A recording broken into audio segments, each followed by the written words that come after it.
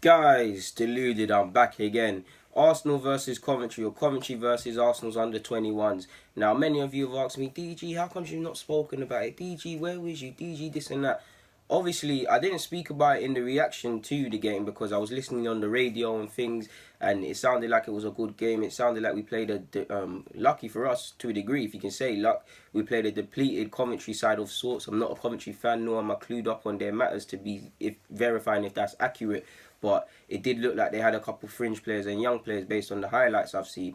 I tried to wait, hoping extended highlights will become available. I've not been able to fall into them, but I've seen some of the highlights for the game around 3 minutes, 4 minutes or so, and I was listening in, and I know someone that was actually at the game, so I'm kind of relying on them, to be fair. Quite annoyed how it wasn't on TV as well, man, because you look at Chelsea. I don't know for TV rights and things, but Chelsea were on last season. I'm so sure they were on TV this season. I could be wrong. Hold my hands up.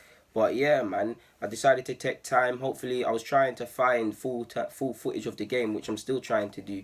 But yeah, man, based on what I know and seen and the opinion of people I trust, I can only review the game, if you could say that. And not even a review off of my opinions.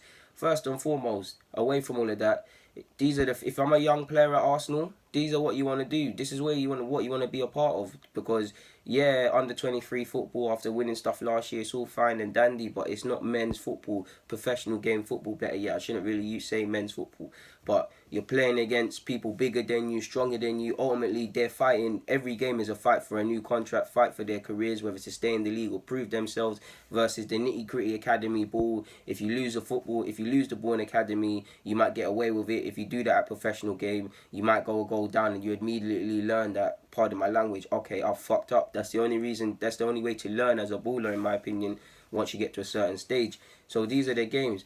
Ultimately, it's cup competition as well. So if you can win this playing against some serious tests in regards to experience, people that have got 10 more years experience on you in a professional game for your technical ability, it's a good challenge for the young pros, whether they're first year scholars, second year, signed a pro deal how many years ago and tried to kick onto the first team.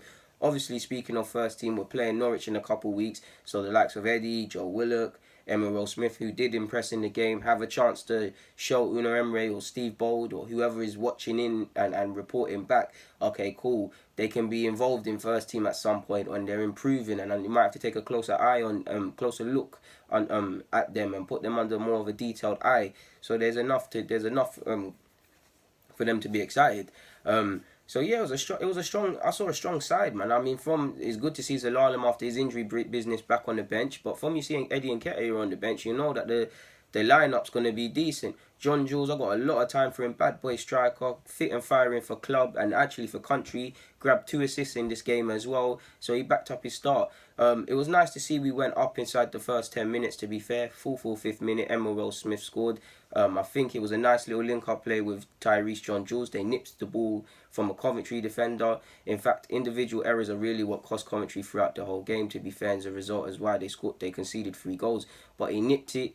I don't want to say he danced past a couple players. He kind of used his pace and he slotted. If I'm harsh, the keeper really should be doing better. And if it's a good finish. It's with his right foot, his weaker peg. If you could say Will Smith has a weaker peg, he looks left-footed to me. Could be right-footed. Who knows what foot the man is at this moment in time.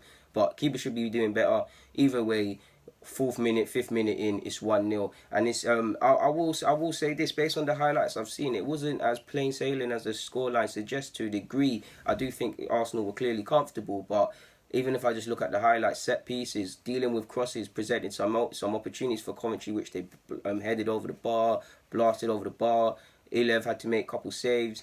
These sort of things there. Obviously, we scored our second in the 77th minute, I believe. Another individual mistake. Underhit passes, caught. Eddie Nketiah breaks free, makes no mistake, and slots it home. Then it's 2-0 at this point. Joe Willock, who had a good game from what I've heard and what I've actually seen, Joe Willock was one of the better performers after Emile Smith, and is doing all he can to start or be involved at some capacity in that Brentford game. I might have said Norwich earlier. Apologies, people. I mean, yeah, Norwich is in my head for some reason.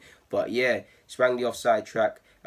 Eddie sprang the offside track, and Joe Willock actually scored in the 90th minute. I mean, it's poor defending from Coventry. It's too easy. It's fantastic strength from Joe Willock to continue fighting for the ball. Eventually, he manages to get half a yard and he slots it home. and it's 3-0. We probably could have had more. Again, I don't know if the Coventry side is really that depleted, but all I can say is that for a young side, under 23s, basically under 21s, going against some individuals like Abu Ogogo, who's played for Arsenal and's got experience, to walk away from that tough away game 3-0, to be level with Forest Green in the group stages for 3 points, that's all you can ask for. And the Arsenal's youngsters have stood up to the test, in my opinion. This is what you want to see, because ultimately it's results football. Yeah, I could say the scoreline could have been harsh on Coventry, but it could have been more for Arsenal, or Arsenal could have conceded. Either way, we've walked away with the business. We've continued our good form after beating Spurs and West Ham at under 23 level. We've continued it against Coventry. We did what we needed. We did what we needed to do, man.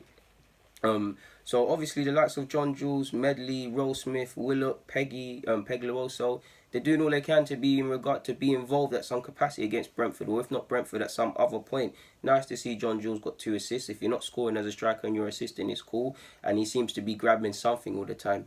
A bit sad for me because you guys know I like Trey Coyle a lot. He's still nursing back from injury and doing things, so he never come off the bench. Saka did. Not too sure where Amici was. But like, yeah, man, for a game I never saw, they did what they had to do. To be fair, they got a clean sheet. They've scored 3 goals. They've dealt with a senior side that has way more experience than them. So yeah, they've taken their chances. Ultimately, this is what this cup competition's about. There's going to be hard tests. There's going to be injuries throughout that squad, which is going to be a test. But this is why we're here. This is what we're doing. Promising bunch of players, but away from potential and promise, you need to start showing things, and you're only going to show it if you play people you're better than. Yes, Arsenal, regardless of how old we are, we'd probably be expected to be technically greater than the Coventry side because of how we like to school our young players and the Arsenal DNA. But none of that's really relevant when it comes to just getting 3 points, getting results. So they stood up to be counted. Eddie started on the bench, but he came on and done what he needed to do. And you'd probably think, based on how him scoring and how Une didn't loan him out, and how Emile Smith played and Joe Willock, them 3 have done all they can to be involved against Brentford at some point, in my opinion. Coventry boss was rating a lot of these players highly. He said a couple of these players, if they become available on loan, he'd be interested. And he actually name-dropped Eddie Nketiah. Maybe League One would be a good stage, but for me, he's best served at least until January, being a backup at first team level off the bench and being involved at some level. There is a case for a loan. He probably does need a loan because he's been badding up youth level for a while now. Probably needs to play against stronger defenders and things like that, and people that he can't really twang. But yeah, man, all I can say is we did what we needed to do, man. So yeah, it took us a while to score our second, but on the face of it, first test, 3-0, 3 points, back to London with the 3 points. Nothing more to say on that front.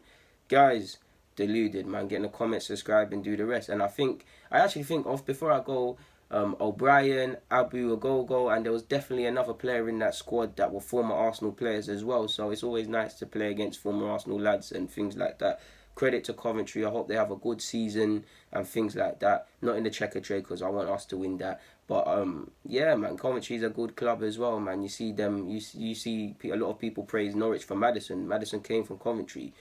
They gave Jody Jones a chance as well after he built his way back onto the footballing circuit. So Coventry, they've obviously got a couple players that are playing for England at youth level, and they've got Dijon Sterling on loan. I'm not too sure why he wasn't involved. Maybe he's injured or whatever.